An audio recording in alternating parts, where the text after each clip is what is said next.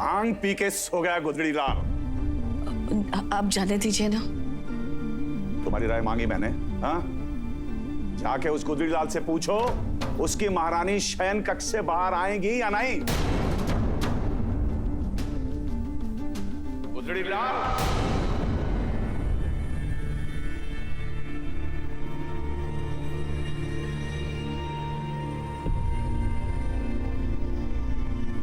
रहने दीजिए ना, अभी नई नई तो शादी हुई है और अभी से आप। अभी से नहीं तो कभी से भाभी।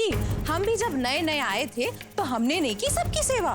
भाई हम तो सोचे थे कि सुबह की आंख खुलेगी तो आरती की गूंज के साथ, पर यहाँ देख लो नवी नवेली के चलते हुए इतनी चिल्ला चिल्ली है कि ओहो कानों में जैसे ना हड़कंप मच गया हो। बड़े भैया ये कैसे सुबह हुई भला, ना चाय ना नाश्ता। हाँ यही तो संस्कार लेकर आई हैं देवी जी दहेज में, नहीं?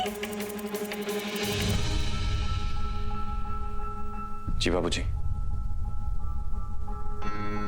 महारानी नींद से जागी या घर की इज्जत के साथ घोड़े भी बेच के सो रही है? कुछ काम था आपको पूर्वा से? उससे पूछना था कि इस बार जो इलेक्शन है ना उसमें किस पार्टी को वोट दूं। उसे बोलो उठे और सबके लिए चाय बनाए।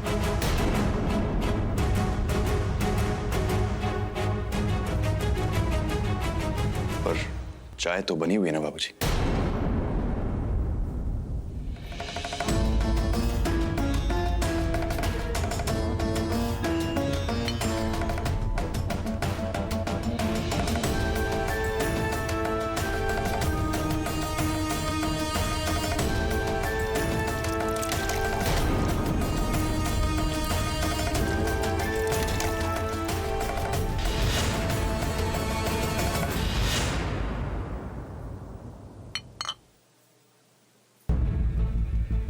चाय नाश्ता पूरे परिवार के लिए इसी वक्त। अगर मुफ्त की रोटियां तोड़नी है तो बाहर का दरवाजा वो रहा। इस घर में रहना है तो मेरे कायदे कानून मानने पड़ेंगे।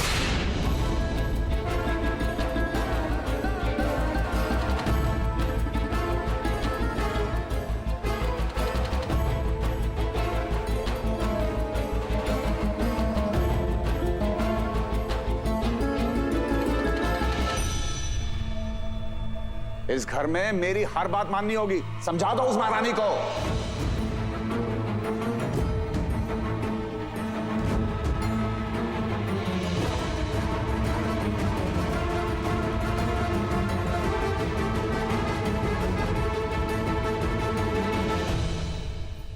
ये आज सुबह सुबह घर में पतझड़ का मौसम कैसे आ गया है?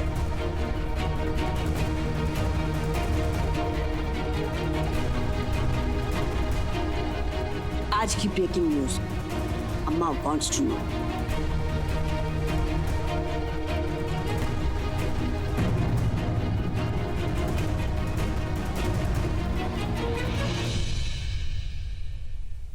पूर्वा, आपको रिपीट करने की कोई जरूरत नहीं है। आपके बाबूजी ने जो कहा वो सुना मैं। मतलब अगर मुझे इस घर में रहना है तो रोज सबके लिए चाय और नाश्ता बनाना पड़ेगा। पूरा मुझे तुमसे कुछ कहना होगा तो मैं क्लियरली कह दूंगा। ऐसी कोई शर्त रखी मैंने तुम्हारे सामने? आपके क्लियर करने से पहले मैं एक चीज क्लियर कर दूं। जिम्मेदारी निभाने और बेमतलब की जिम्मेदारी थोपने में जमीन और आसमान का फर्क होता है वेदांत। अपनी जिम्मेदारियां निभाना जानती हूँ मैं, पर अगर ऐसे बेमतलब का कुछ भी थोपा जाएगा तो मैं उसे नहीं मानूंगी। तुम्हारे जीने का नजरिया अच्छे से जानता हूं मैं। क्या थोपा मैंने तुम पे? थोपा नहीं है, पर मेरे इस घर में रुकने का डिसीजन तो आप ही ने लिया था ना। और मैंने पूछा भी था आपसे कि क्या आप मेरे साथ इस रिश्ते को निभा पाएंगे? जैसी मैं हूं वैसे हैंडल कर पाएंगे आप? मैं सब कुछ हैंडल कर लूंगा। जो काम तुम नहीं करना चाहती हो वो तुम पे थोपा जाए, ये गलत है। जोर जबरदस्ती से तुमसे कोई काम नहीं करवा सकता।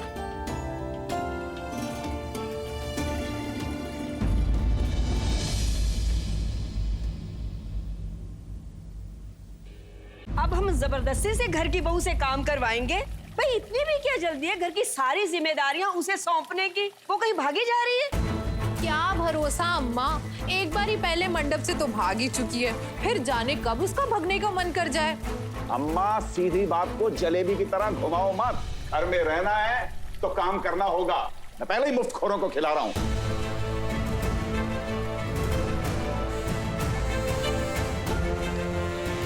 नहीं बाबूजी, पूर्वा इस घर का कोई काम नहीं करेगी।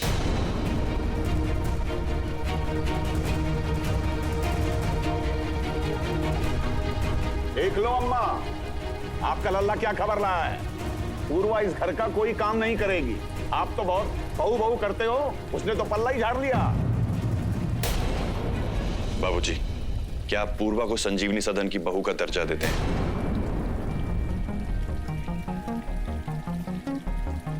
मेरा दिमाग नहीं खराब हो गया, हरगिज नहीं। तो फिर जो जिम्मेदारी घर की बहू की है उसे पूर्वा क्यों निभाए? वेदांत बिल्कुल सही बोल रहा है। क्या खाक सही बोल रहा है माँ? पहले ही वो लड़की क्या कम थू करवा चुकी है, जब उसे बहू का दर्जा देकर खानदान पर दाग लगवा ले। बस यही होना बाकी रह गया था इस घर में। बुआ, तो फिर पूर्वा भी अपनी जगह पे सही हुई ना। वो इस घर का कोई भी काम नहीं करेगी। उस लड़की ने घर में कदम क्या रखा, तेरी जुबान इतनी खुल गई है। बहुत बड़ी गलती करती है। सब लोग अच्छी तरह से सुन लो। अब इस घर में चूल्हा तभी जलेगा जब वो लड़की अपनी औकात में आकर सबके लिए खाना बनाए।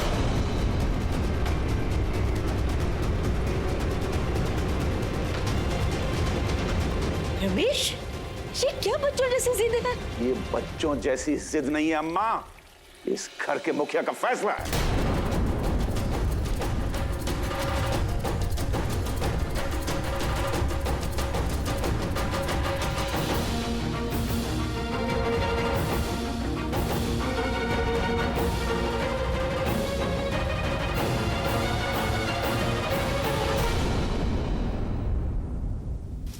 गोमती दीदी, अरे नींबू पानी पी लो। जानता हूँ इससे भूख बढ़ेगी, पर कम से कम थोड़ी ताकत तो मिलेगी। हे भगवान, भैया आपको कौन समझाए। आप भी खाली पेट नींबू पानी पीकर ताकत ढूंढ रहे हो, उल्टा एसिडिटी बढ़ जाएगी आपकी। बुआ, जब मैं जी टीवी देखती हूँ ना, भूख प्यास कुछ पता नहीं चलता। अच्छा, तो लगा फिर। अपने मनपसंद जी चैनल्स देखते रहने के लिए 31 जनवरी से पहले लॉन्च ऑफर में सिर्फ 39 रुपए का किफायती जी फैमिली पैक चुनें, जिसमें ड्रामा है, हंगामा है, गाना है। अरे जल्दी खरीद लो, 39 रुपए में किफायती 23 चैनल। वैसे भी हमारे घर में खाने की गारंटी तो है ही नहीं। जी वेदांत से कहो ना कि कम से कम 31 जनवरी से पहले लॉन्च ऑफर में किफायती जी फैमिली पैक की गारंटी तो ले ही ले। हाँ, मैं रमेश भैया से कहूंगी।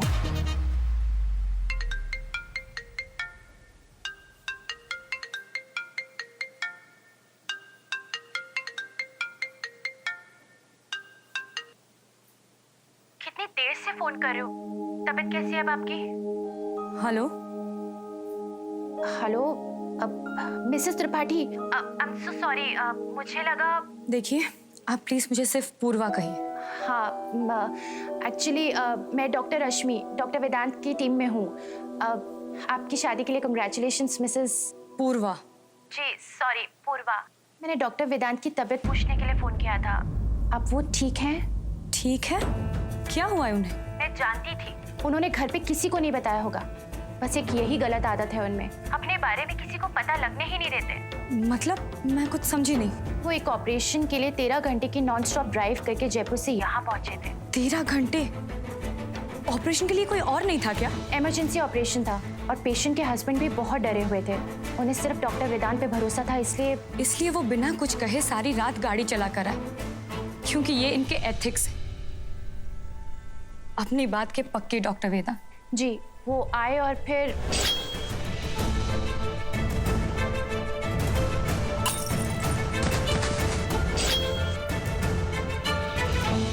उनके लिए कम से कम 24 आवर्स का बेड रेस्ट जरूरी है। वो सबका ख्याल रखते हैं, बस उनके पास अपने लिए समय ही नहीं। अच्छा हुआ पूर्वा की आपसे बात हो गई। आप प्लीज उनका ध्यान रखिएगा, इतना स्ट्रेस उनके लिए ठीक नहीं।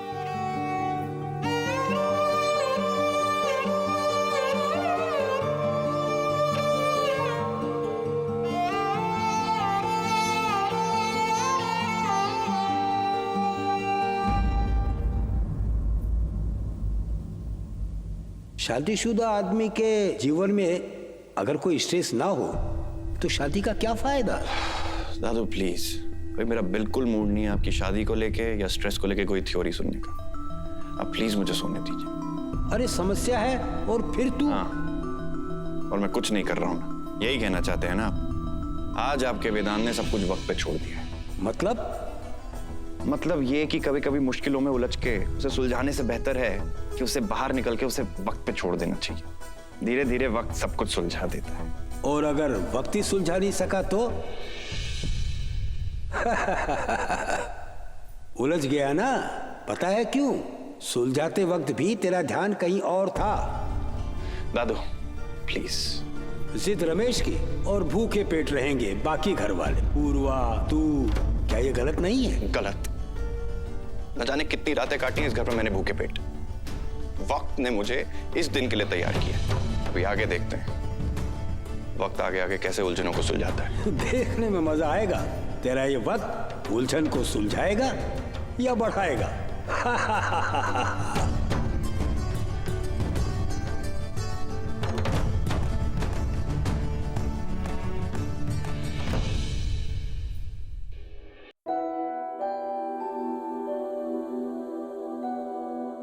उनके लिए कम से कम 24 आवर्स का बेड रेस्ट जरूरी है। वो सबका ख्याल रखते हैं, बस उनके पास अपने लिए समय ही नहीं। तुझे चिंता करने की कोई जरूरत नहीं है, वेदांत सब संभाल लेगा। मैं करूंगा मदद तुम्हारी राहुल को ढूंढने में। मेरी जगह पे अगर आपके हस्बैंड होते तो क्या करते? आपकी और मेरी छोड़ी। अगर यहाँ पे कोई भी और हस्बैंड होता तो अपनी वाइफ के लिए वही करता, तो मैंने किया। भाभी जी, आपके पति ग्रेट मैन।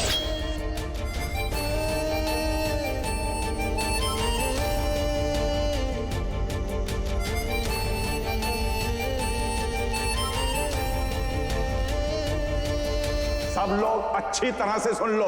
अब इस घर में चूल्हा तभी जलेगा जब वो लड़की अपनी औकात में आकर सबके लिए खाना बनाएगी।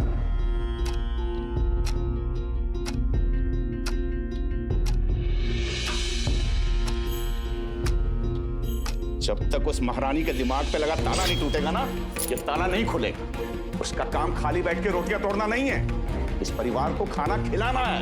अब सुनिए ना, ये क्या कर रहे हैं? इस तरह रसोई पर ताला लगाना अपशगुन माना जाता है। अरे हटो पीछे। अम्मा आप इन्हें समझाइए ना। रमेश, मती मारी गई तेरी, ला दे इधर चाबी। अम्मा, मती मेरी नहीं मारी गई, उस गुदड़ी लाल और उसकी घरवाली की मारी गई है। सही कह रहे हैं भैया।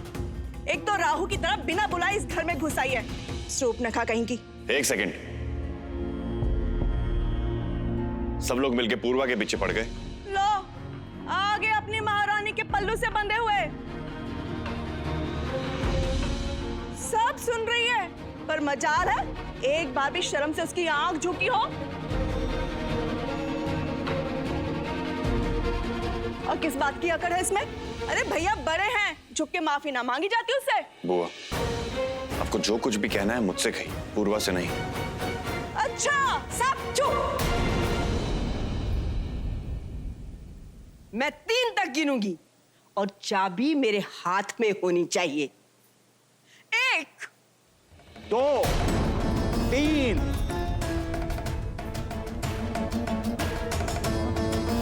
अम्मा, समझाना है तो उस बेवकूफ लड़की को समझाओ कि पहले मुझसे माफी मांगे, मेरी शर्तें मांगे, वरना चाबी भूल जाओ।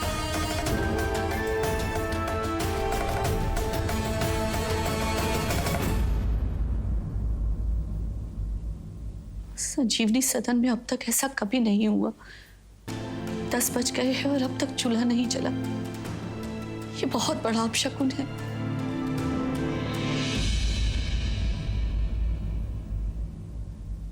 मैं नहीं खाऊंगी। एक बार नानी ने बिना कुछ खाए दवा खा ली थी, तो पता है क्या हुआ था? अच्छी बात है ना कि ये एप्पल्स टेबल पर ही दिख गए। प्लीज खा लीजिए ना, मैं तेरी नानी की तरह इतनी कमजोर नहीं हूँ कि जरा सी बात पे बेहोश हो जाऊं। जा तू, मैं बिजी। देखिए दादी, मुझे पता है आप क्यों ना खाने की जिद कर रही है। ठीक है, जैसा आपको सही लगे मैं वैसा ही करूंगी। पूर्वा, तुम वही करोगी जो तुम करना चाहती हो। दादी,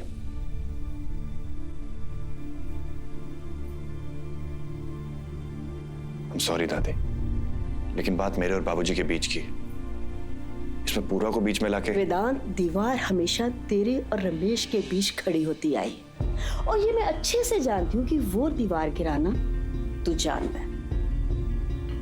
पर बेटा, इस बार रमेश की जिद की वजह से घर में। दादी, अगर बात मेरी होती तो मैं कब माफी मांग चुका होता, लेकिन आज बात पूर्वा की, और मैंने पूर्वा से वादा किया था कि चाहे मैं उसके नजरिए से सहमत हूं या नहीं, इज्जत जरूर करूंगा। तो अगर बाबूजी की जिद है तो मेरी भी जिद है, और इसका रिजल्ट क्या होता है तो वक्त ही बताएगा।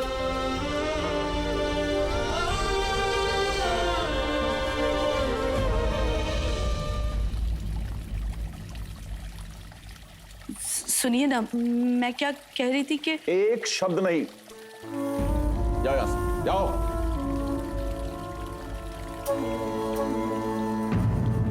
अब मुझे तू ये बता कि इस समस्या से बाहर निकलने का हल ढूंढा है? एक बार घर का माहौल बिगड़ना शुरू हो गया ना, तो फिर। दादी, आपको मेरे पर भरोसा है ना? अरे भरोसा है तभी तो हमेशा कहती हूँ वेदांत है ना, वेदांत है ना। पर इस बार वेदांत तू क्या करेगा? तू तो जानता है रमेश की जिद, चाहे कुछ भी हो जाए, वो हार मानने वालों में से नहीं है।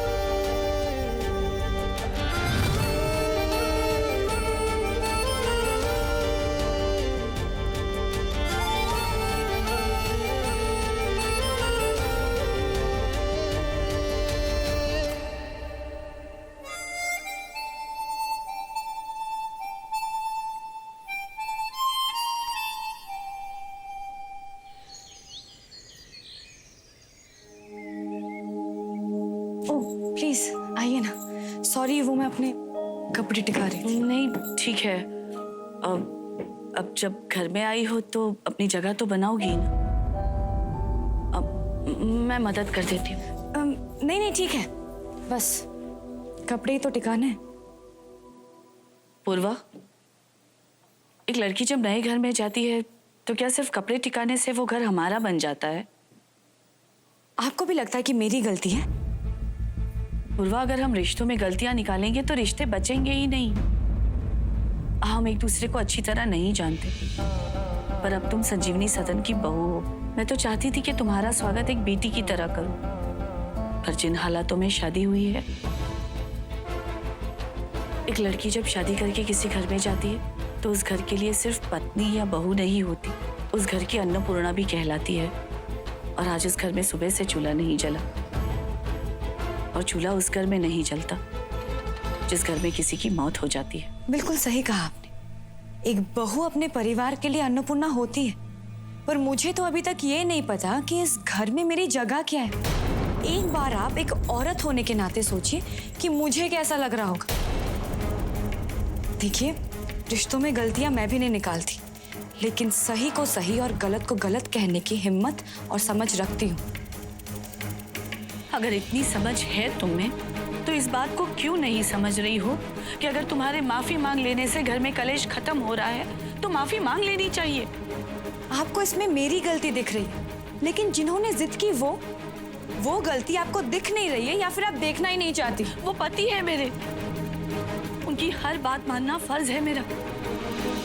तो फिर मैं भी अपना फर्ज निभा रही हूँ। वेदांत मेरे पति है और मैं बस उनकी बात मानूंगी।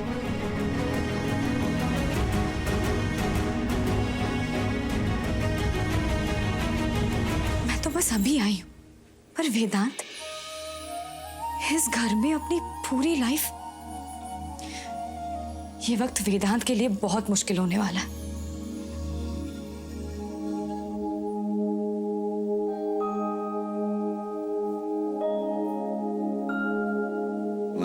बेटा, तुझसे कुछ मांगना चाहती हूँ। कहिए ना माँ। जब से शादी करके इस घर में आई हूं तब से अपना हर फर्ज निभाया है, कभी बहू बनकर, कभी पत्नी बनकर, कभी माँ बनकर। मगर आज जानता हूं, क्योंकि मैंने सब कुछ देखा है।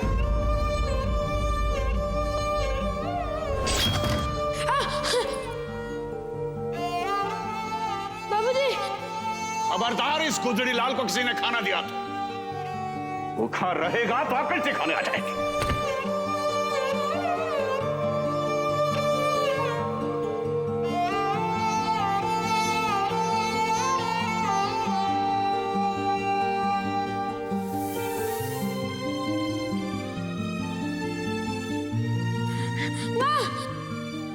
माँ खोलो, माँ मुझे डर लग रहा है।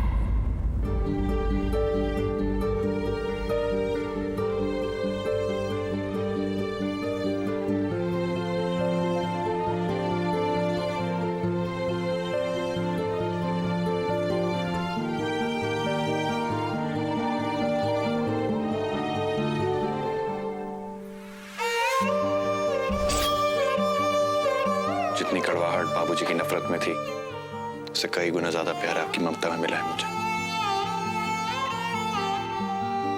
तुझे सब पता था वेदांत? तो कई दिनों तक भूखा रहा है ना? मेरी तो ट्रेनिंग बचपन में ही हो गई थी।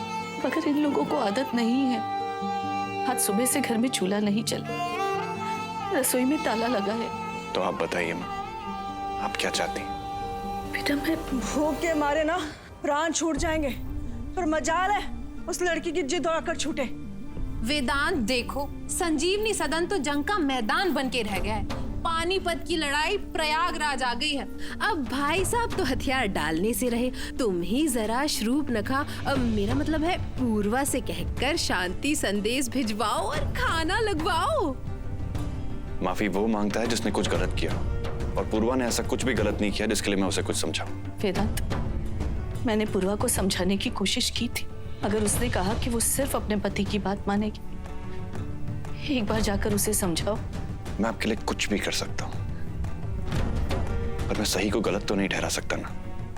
बाबूजी की जिद के आगे पूर्वा का फैसला एकदम सही है।